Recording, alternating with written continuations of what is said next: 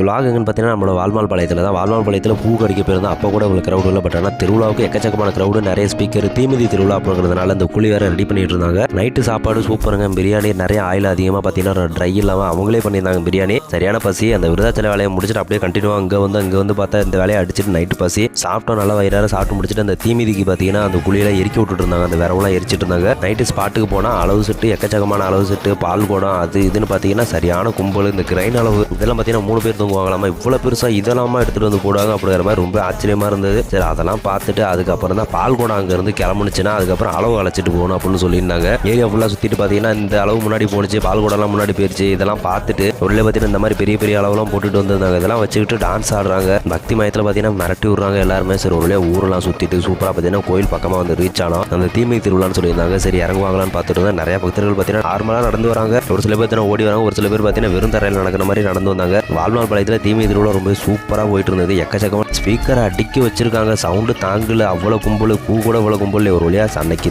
காலையிலே விடிஞ்சிருச்சு. ப்ரோ தான் பார்த்தீங்கன்னா அளவு போட்ட கையோட பார்த்தீங்கன்னா நம்மளை வந்து விட்டுட்டு வந்தாங்க. எல்லாருமே சரியான டயர்டு. இதோட பார்த்தீங்கன்னா கண்டினியூ அடுத்து திருச்சி வேலைக்கு போகணும் வேறு அப்படிங்கிறதுனால சரியான டயர்டு. அடுத்த விலாகில் பார்க்குற கண்டிப்பாக திருச்சி விலாக் நிறையா இருக்குது.